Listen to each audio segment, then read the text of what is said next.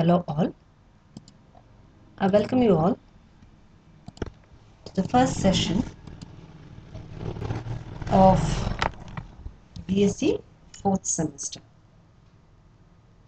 We have only 2 chapters in inorganic chemistry and I am going to deal inorganic chemistry.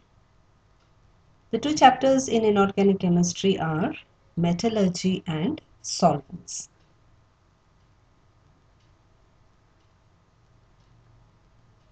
We shall begin with chapter 2, that is solvents. Solvents is a 6-hour syllabus.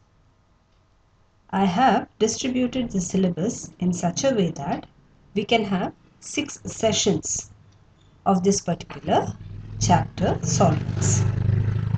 In each session, we are going to study a little bit of the complete chapter. Today, we are going to study about classification of solvents. You have to recall what is a solvent. Okay, a substance which is taken in larger quantity and that dissolves the solute to form a solution is called as a solvent. I repeat, in a solution you have solute and solvent. A substance that dissolves the solute and is taken in larger amount is called as a solvent. We can classify solvents into 3 broad types. Okay, 3 broad ways we can classify solvents. The first type of classification of solvents is based on whether it is aqueous or non-aqueous. As the name itself indicates, aqueous means water.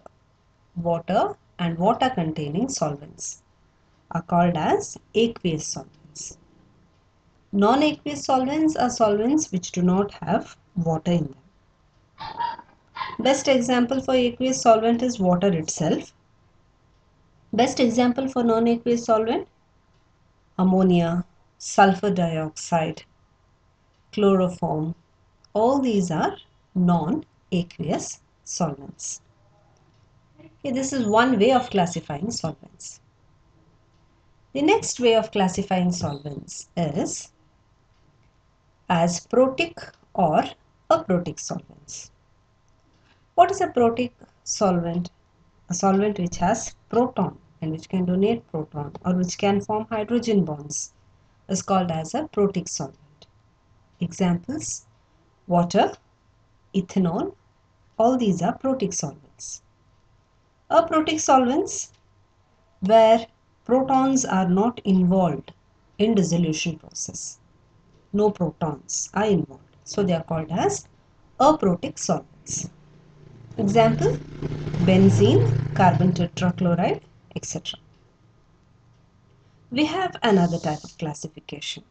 Okay, it can be acidic solvent, a basic solvent, or amphiprotic solvent. Acidic solvent, a proton donor once again, but it is acidic in nature.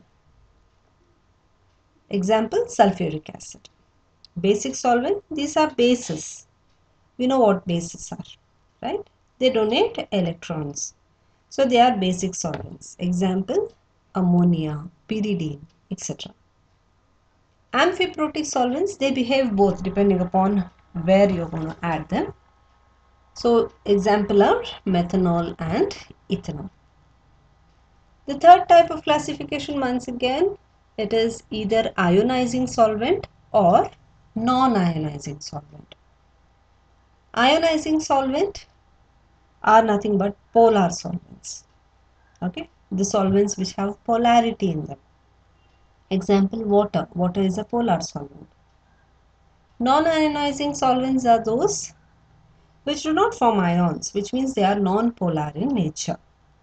Best example is carbon tetrachloride. It is not polar. Hence, it is an example for non-ionizing solvent. So, we have seen 2 ways. First way is based on whether it is aqueous or non-aqueous. Second, protic, aprotic, acidic, basic, amphiprotic, ionizing, non-ionizing. The next type of classification is whether it is organic, inorganic, or depending upon the molecular structure of solvents. So for organic, we have oxygenated organic solvents or hydrocarbon containing organic solvents or halogenated organic solvents. Oxygenated means the solvents which have oxygen in them. They may be alcohols, ether, esters, ketones, etc. Halogenated means which have halogen in them. They may have bromine, chlorine, iodine, fluorine, etc. Such solvents are called as halogenated organic solvents. You have to remember, okay, you cannot say HCl is an halogenated organic solvent, okay. Organic compound means a compound which has carbon and hydrogen in them, okay. So to carbon structure you should have halogen attached with them, so we call them as halogenated organic solvents. Then we have simple hydrocarbons.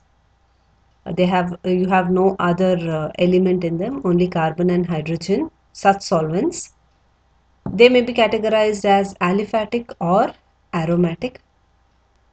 Okay, aliphatic may be kerosene, gasoline, hexane, etc.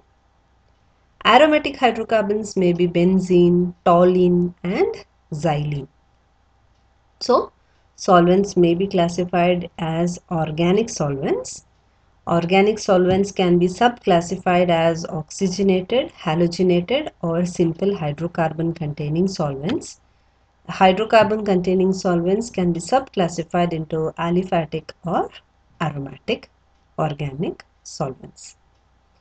Next branch of solvents is inorganic solvents.